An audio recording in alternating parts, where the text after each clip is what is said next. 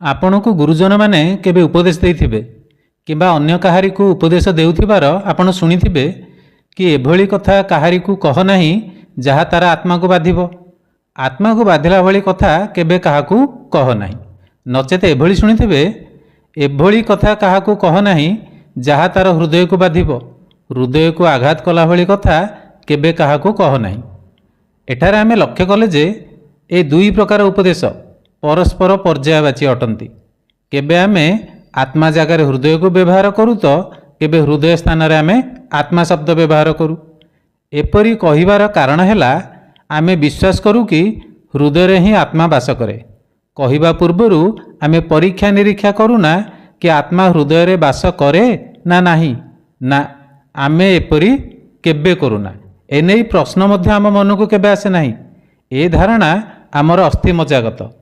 ତେବେ ପ୍ରଶ୍ନ ଉଠେ, ଏଭଳି ବଦ୍ଧମୂଳ ଧାରଣା ମଣିଷ ମନରେ କିଭଳି ସୃଷ୍ଟି ହେଲା? ଆତ୍ମା ହୃଦୟରେ ବାସ କରେ ନାହିଁ ବୋଲି ସନ୍ଦେହ ଆମ ମନକୁ ଆସେ ନାହିଁ କାହିଁକି? ଏହାର କାରଣକୁ ଯଦି ଆମେ ପର୍ଯ୍ୟାଲୋଚନା କରିବା ତେବେ ଦେଖିବା ଏଥିପାଇଁ ଦୁଇ ପ୍ରକାର କାରଣ ଦାୟୀ। ଗୋଟିଏ ହେଲା ମହାନ ଚିନ୍ତକ ଓ ବୁଦ୍ଧିଜୀବୀମାନଙ୍କର ସିଦ୍ଧାନ୍ତର ପ୍ରଭାବ ଆମ ଉପରେ ଅଛି ଏବଂ ଦ୍ୱିତୀୟ କାରଣଟି ଆମ ଉପରେ ଧର୍ମ ପ୍ରଚାରକ ଓ ଧର୍ମଗ୍ରନ୍ଥ ଗୁଡ଼ିକର ପ୍ରଭାବ। ଏ ଦୁଇ କାରଣକୁ ଆସ ଆମେ ଟିକେ ସଂକ୍ଷିପ୍ତ ଭାବେ ବୁଝିବାକୁ ଚେଷ୍ଟା କରିବା ଏବଂ ଶେଷରେ ଦେଖିବା ଏ ଦୁଇଟି ଯାକ କାରଣ କେତେ ଦୂର ସଠିକ୍, କେତେ ଦୂର ନିର୍ଭୁଲ। ଆସନ୍ତୁ ପ୍ରଥମେ ଦେଖିବା ଏ ସମ୍ପର୍କରେ ଧର୍ମଗ୍ରନ୍ଥ ଗୁଡ଼ିକରେ କ'ଣ ସବୁ କୁହାଯାଇଛି। ଧର୍ମ ନାମକ ଶବ୍ଦଟି ଉଚ୍ଚାରିତ ହେଲେ ଆମେ ଦେଖିବାକୁ ପାଇବା ଆମେ ମଣିଷ ସମାଜ ବିଭିନ୍ନ ଶିରୋନାମା ତଳେ ବିଭକ୍ତ ହୋଇ ରହିଛେ। ବିଭିନ୍ନ ପ୍ରକାର ଧର୍ମ ମଧ୍ୟରେ ଆମେ ମଣିଷ ସମାଜ ବାଣ୍ଟି ହୋଇ ରହିଛେ। ପ୍ରଥମେ ଦେଖିବା ଏହି ଧର୍ମଗୁଡ଼ିକ ମଧ୍ୟରେ ଥିବା ପ୍ରମୁଖ ଧର୍ମଗୁଡ଼ିକରେ ଆତ୍ମାର ଅବସ୍ଥିତି ସମ୍ପର୍କରେ କ'ଣ କୁହାଯାଇଛି। ପ୍ରଥମ କଥା, ଇସଲାମ ଧର୍ମରେ ଆତ୍ମାର ଅବସ୍ଥିତି ସମ୍ପର୍କରେ ନିର୍ଦ୍ଦିଷ୍ଟ ଭାବରେ କିଛି କୁହାଯାଇ ନାହିଁ, କିନ୍ତୁ ଆତ୍ମା ଶରୀର ମଧ୍ୟରେ ଅବସ୍ଥାନ କରୁଛି ବୋଲି ସ୍ପଷ୍ଟ ସୂଚନା ଦିଆଯାଇଛି।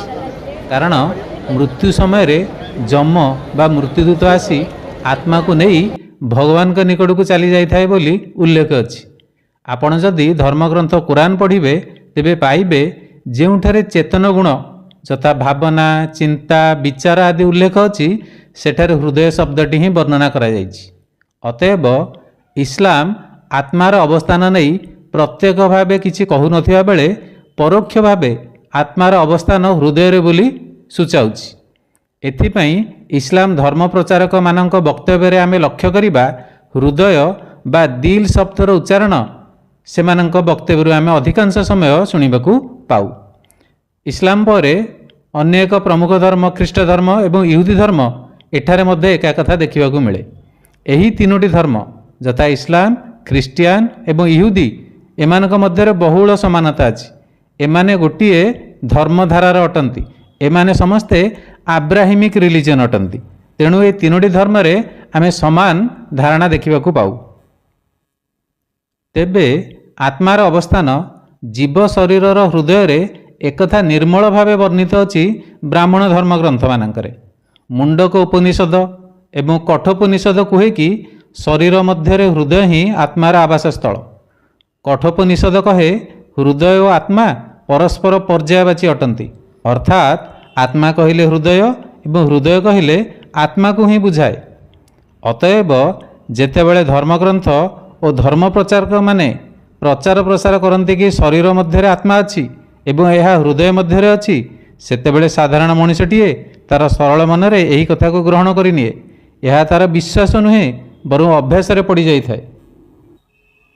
ଏବେ ଆସନ୍ତୁ ଦେଖିବା କାଳେ କାଳେ ମଣିଷ ସମାଜ ଉପରେ ମହାନ ଚିନ୍ତକ ଓ ଦାର୍ଶନିକମାନଙ୍କର କ'ଣ ପ୍ରଭାବ ରହିଛି। ଭିନ୍ନ ଭିନ୍ନ ସମୟରେ ଭିନ୍ନ ଭିନ୍ନ ମହାପୁରୁଷମାନେ ଜୀବନର ଉତ୍ସ ଆତ୍ମା ଏବଂ ଏହି ଆତ୍ମା ଜୀବର ହୃଦୟ ମଧ୍ୟରେ ଅବସ୍ଥାନ କରିଥାଏ ବୋଲି ମଣିଷ ସମାଜକୁ ବୁଝାଇ ଆସିଛନ୍ତି। ମହର୍ଷି ଦୟାନନ୍ଦ ସରସ୍ୱତୀ ସୂଚାଇଛନ୍ତି କି ଶରୀର ମଧ୍ୟରେ ଆତ୍ମାର ଅବସ୍ଥାନ ସ୍ଥଳୀ ତିନୋଟି। ଜାଗ୍ରତ ଅବସ୍ଥାରେ ଗୋଟିଏ ସ୍ଥାନ, ଶରୀର ସୁପ୍ତ ଅବସ୍ଥାରେ ଥିଲାବେଳେ ଆଉ ଗୋଟିଏ ସ୍ଥାନ ଏବଂ ଜୀବ ସ୍ୱପ୍ନ ଯେତେବେଳେ ଦେଖୁଥାଏ ଆତ୍ମା ଅନ୍ୟ ଏକ ସ୍ଥାନକୁ ସ୍ଥାନାନ୍ତରିତ ହୋଇଥାଏ। ଅର୍ଥାତ୍ ଶରୀର ମଧ୍ୟରେ ତିନୋଟି ସ୍ଥାନ ମଧ୍ୟରେ ଆତ୍ମାର ଚଳପ୍ରଚଳ ହୋଇଥାଏ। ତିନୋଟି ସ୍ଥାନ ମଧ୍ୟରୁ ହୃଦୟ ଯେ ଗୋଟିଏ ସ୍ଥାନ, ଏକଥା ସାଧାରଣ ମଣିଷ କେବେ ସନ୍ଦେହ କରିନାହିଁ। प्राचीन ग्रीस देश में एम्पेडोक्लस नाम एकाधारे जड़े दार्शनिक और वैज्ञानिक थिले जे प्राय 490 ख्रीष्टपूर्व जन्म हो 430 ख्रीष्टपूर्व मृत्युवरण करते। से प्रकृति जीवन और आत्मा संपर्क में गभीर विचार देबारे प्रारंभिक गवेषक मानक मध्यरु अन्यतम थिले। अर्थात नेचर लाइफ सोल विषय से बहुत गवेषणा करथिले।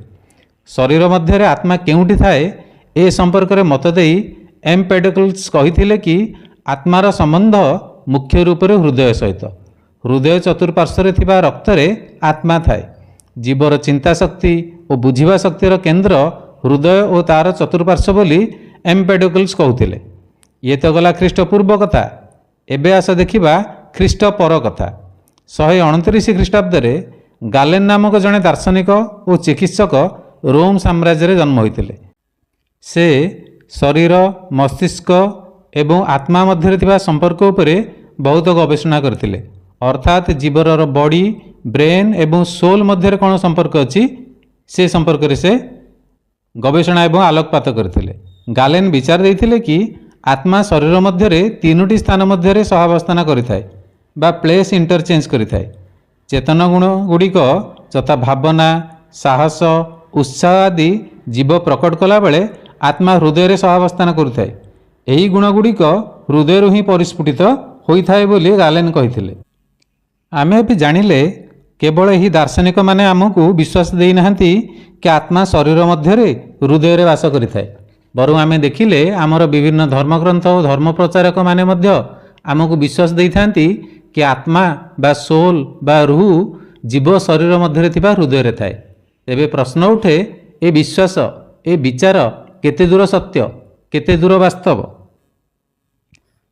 आमे भल भाबरे जानू कि आत्मा जे हृदय रे वास करे एकता को विज्ञान अस्वीकार करे। एने कौनसी प्रमाण विज्ञानर हस्तगत होई नाही। विज्ञान दृष्टि रे एसबु केवल कपोल कल्पित। आपण किडनी दान कथा शुणिथिबे जहाँ मेडिकल रे किडनी ट्रांसप्लांट प्रक्रिया माध्यम रे संपूर्ण करा जाय थाए। चक्षुदान कथा मध्य जानिथिबे। ठीक सेही परी हृदय प्रतिरोपण बा हार्ट ट्रांसप्लांट मध्य करा जाउछि। कोमारे थिबा गोटिए व्यक्ति जहार आउ बंचिबार आशा नाही तार हार्ट को काढ़ी आनी सचेतन मनुष्य देहरे खंजा जाउछि। एथिरु प्रमाणित हेउछि कि हृदय रे जे आत्मा वास करिथाए प्रचलित धारणाटी संपूर्ण मिथ्या। एहा किपरि आसंतु एक उदाहरण नहीं बुझिबा। मनेकर दुई जण व्यक्ति अछंती। जनकर नाम ए एवं आउ जनकर नाम देबा बी। दुई जनकर जीवन अलग अलग। जीवनर उत्स जेहेतु आत्मा तेणु उभयंकर आत्मा मध्य भिन्न भिन्न। उभयंकर अतीत उभयंकर वर्तमान उभयंकर भविष्यत सब अलग अलग। उभयंकर अनुभूति स्मरण मेमोरी स्टोरेज मध्य अलग अलग।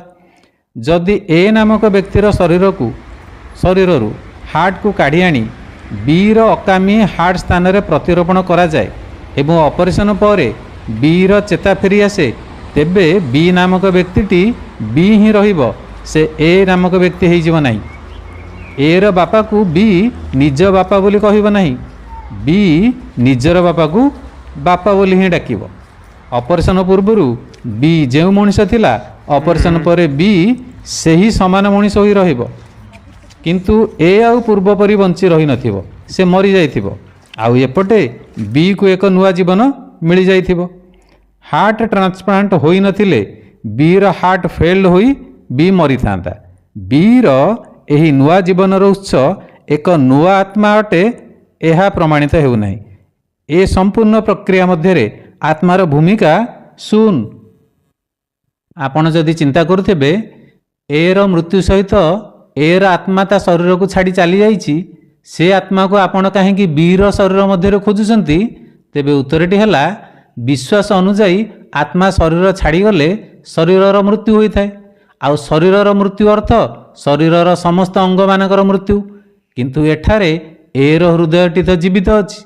पूर्व भली से कार्य करुछि बी र शरीर मध्यरे।